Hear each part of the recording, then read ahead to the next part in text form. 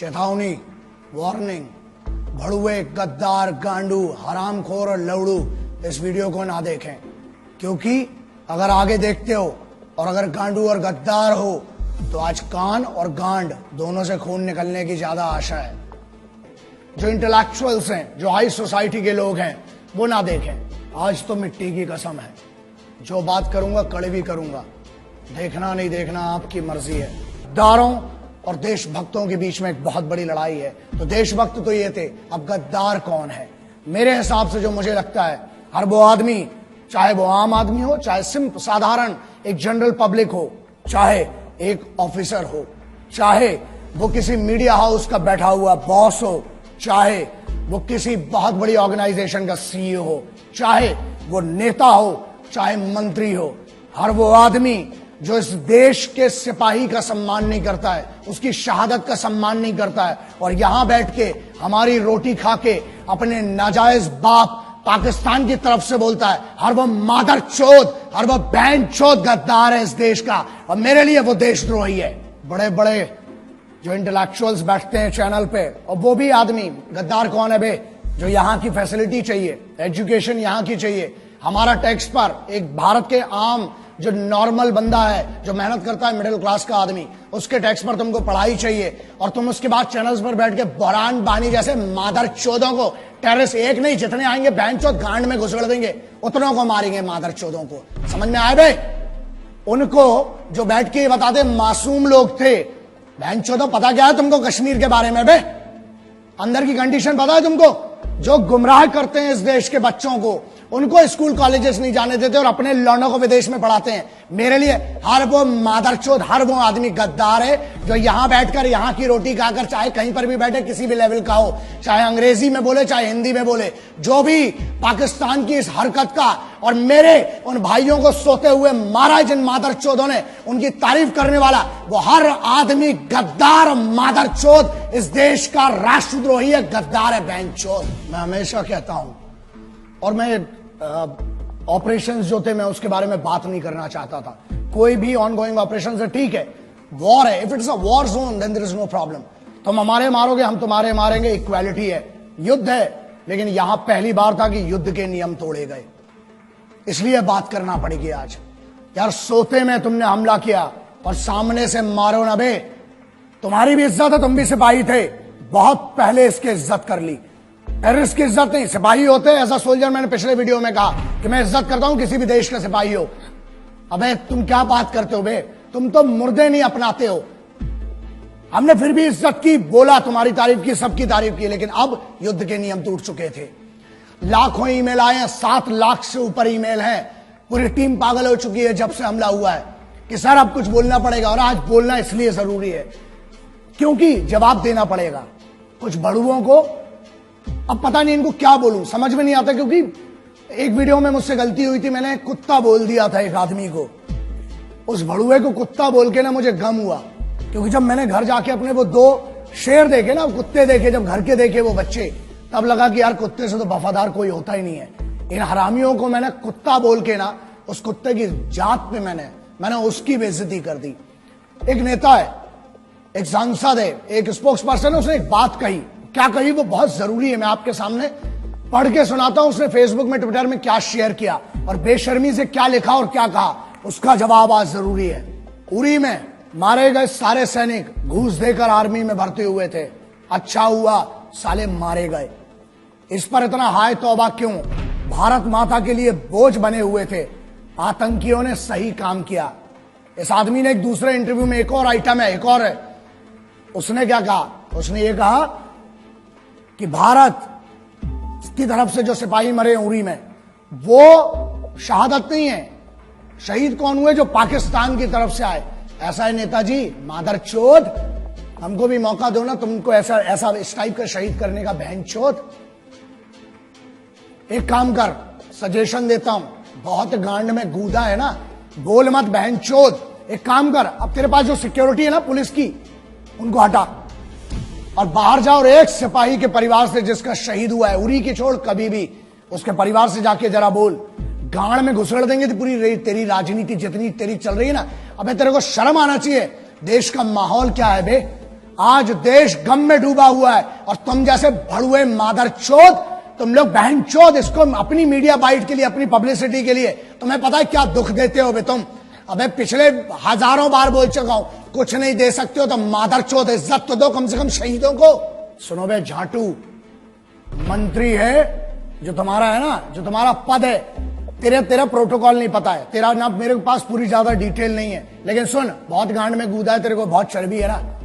मेरे इसी में ईमेल आईडी आता है, मेरी चैनल का एड्रेस आता है, बहनचोद भेज वहां पर अपना एड्रेस भेज और अपना नाम भेज। और तेरे को बहुत गर्मी है ना, अबे फौज ना गांड में नीचे डंडा डालेगी, कान से निकालती बहनचोद। अभी फौज के मर्जी, तुमने फौज के भी मार नहीं देखी है ना, अभी तुमने हमारा सम्मान देखा है बहनचोद। तेरे को बहुत गर्मी है, जो तेरे पास पुलिस का कैडर मिला है ना, तो क्या कहता है कि पुलिस के जो है वो, एक और स्टेटमेंट दिया ना इसी आदमी ने कि सोते रहते हैं, है ना। एक और मादरचोद है दूसरा, वो पुराना वाला भड़ुआ साला जिसको अपन ने पहले भी बात किया था हरामी के बारे में। क्या कहता है कि पुलिस और फौज में वही लोग जाते हैं जो अनपढ़ होते हैं या जिनके घर में कोई 1 रुपए का पढ़ा नहीं होता है, और जो लोग सिर्फ और सिर्फ 10वीं 12वीं बड़ी मुश्किल से पास कर पाते हैं, वो लोग जाते हैं।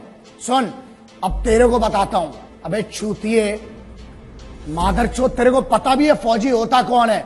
भारत का राष्ट्रपति, भारत का राष्ट्रपति भवन, हर राज्य का मुख्यमंत्री भवन, हर राज्य का सांसद, पार्षद, विधायक, हर राज्य का डेमोक्रेटिक जितना भी बड़ा आदमी हो, हर राज्य का संविधान, मतलब सुप्रीम कोर्ट हो चाहे हाई कोर्ट हो, उसकी सुरक्षा में हर चौक पे खड़ा हुआ एक पुलिस का सिपाही, हर बड़े एस्टेब्लिशमेंट के सामने संतरी बन के खड़ा हुआ एक सिपाही। अबे तेरी औकात नहीं बहनचोद कि तू उनके बराबर का बन सके।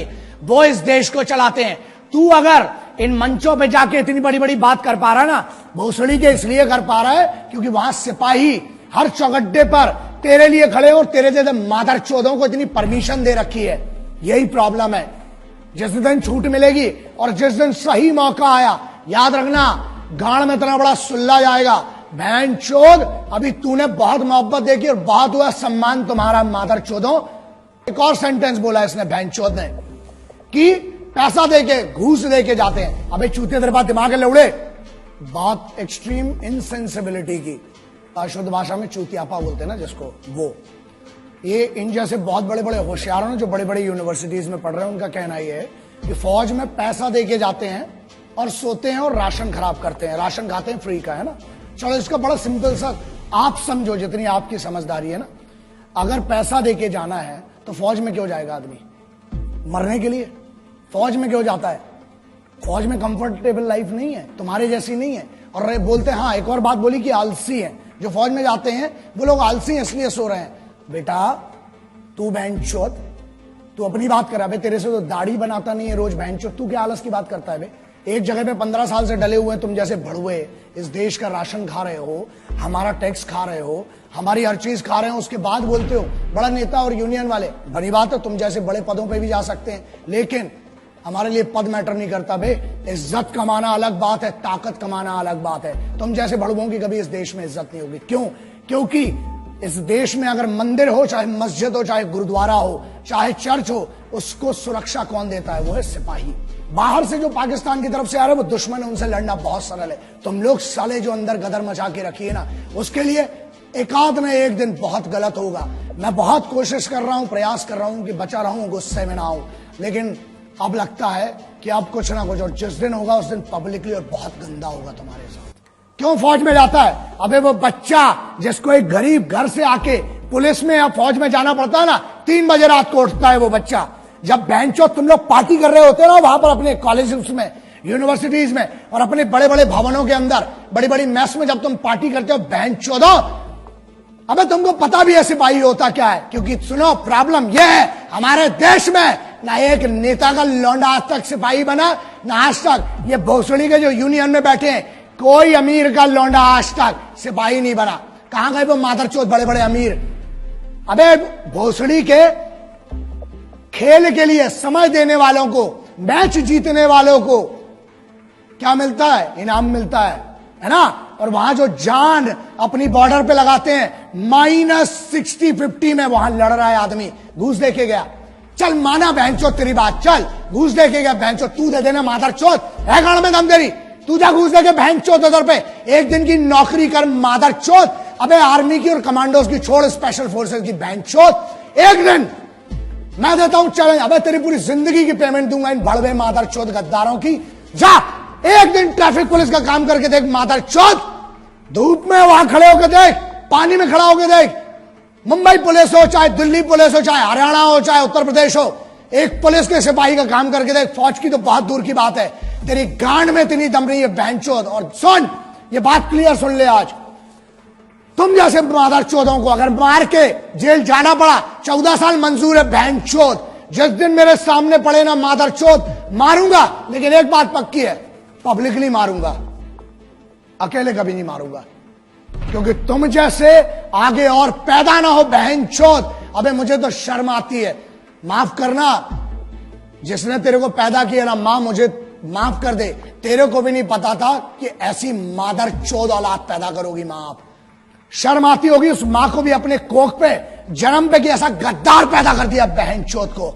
सुन मादरचोद, जिस दिन मेरे सामने आया मारूंगा, घसीट घसीट के मारूंगा बहनचोद। और दूसरी चीज, 14 साल होती ना, जमानत तो मिलेगी, आऊंगा तेरे जैसे और मादरचोदों को ढूंढूंगा, फिर मारूंगा बहनचोद, जाऊंगा। 14 साल मंजूर है बहनचोद, क्रांतिकारियों का चेला हूं, जेल भी गया कोई फर्क नहीं पड़ता है, लेकिन तुम जैसे गद्दारों को चुप करके रहूंगा, फिर मारूंगा, फिर जेल जाऊंगा, बाहर आऊंगा, जब जब आऊंगा मारूंगा मादरचोदों। दूसरी बात मुन्ना, हमें रोज सुबह से लेकर रात तक धमकी के कॉल आते हैं, और रही बात हमारी, मादरचोदों इतनी तैयारी के साथ चलते हैं, इतना जखीरा तो खुद लेके चलते हैं बे, इतना असला बारूद, मादरचोदों 1 किलोमीटर तक धुआं धुआं करूंगा जिस दिन मैं मारने पे आया बहनचोद। और ये दम बुलेट प्रूफ गाड़ी की नहीं है बीपी की जिसमें बैठ के घूम रहा हूं, गाड़ी के बाहर आने के बाद भी जगह बोल तू बहनचोद, नाम बता उस जगह का, अकेला आऊंगा मादरचोद, ईमेल कर, फोन नंबर ले मेरा, लिख चैनल पे अपना एड्रेस, आऊंगा मारूंगा बहनचोद घुस के तेरे को। लेकिन सुन, तुम जैसे जितने मादरचोदों सिपाहियों के बारे में, उनकी शहादत के बारे में बोलना बंद करो मादरचोदों, वरना मेरे जैसे बहुत पागल है, एक को काटोगे 1000 खड़े होंगे, हर बार पैदा हुए आगे भी होंगे, मार डालूंगा बहनचोद तुम जैसे एक एक को। हिंदुस्तानियों का स्वाभिमान बहुत बड़ा होता है, अभिमान बहुत होता है अपने में। कैसी बच्चों जैसी बातें कर रहे हो तुम लोग, हाँ समझ में नहीं आया ना, बताता हूं।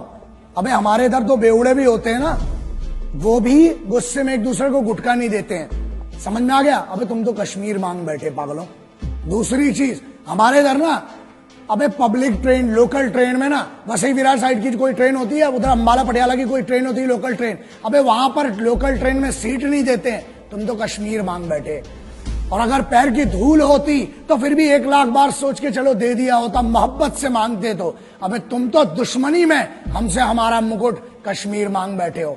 हमारा था, है, और कुबा गांड में तो ले लेना बहनचोद, हमारा था, है और रहेगा। जितनी बार घुसोगे उतनी बार मारेंगे, आ जाओ, प्योर इन्विटेशन है। और रही बात हमारी, हम जैसे पागलों को घंट फर्क नहीं पड़ता बहनचोद, डंडा डालेंगे, पेलेंगे जितनी बार आओगे। माफ करना, मैं उनसे माफी मांगना चाहता हूं जो मेरे सिपाही, चाहे वो पुलिस के सिपाही हैं, चाहे मेरी फौज के सिपाही हैं, चाहे जो भी सिपाही हैं जिनकी हम बात करते हैं, जो यूनिफॉर्म पर है, जिसने यूनिफॉर्म पहनी है, कोई सी भी यूनिफॉर्म है, वो इस देश का सिपाही है। अगर इन गद्दारों को मैं जवाब नहीं दे पाया हूं ढंग से, या इनके सम्मान में कोई कमी रह गई है, तो मैं आपको वादा करता हूं, एक कमांडो वचन, एक सिपाही वचन है, जहां मिलूंगा, जब मिलूंगा, आपकी तरफ से अलग से इनकी गांड में डंडा करूंगा, अलग से मारूंगा बहनचोदों को।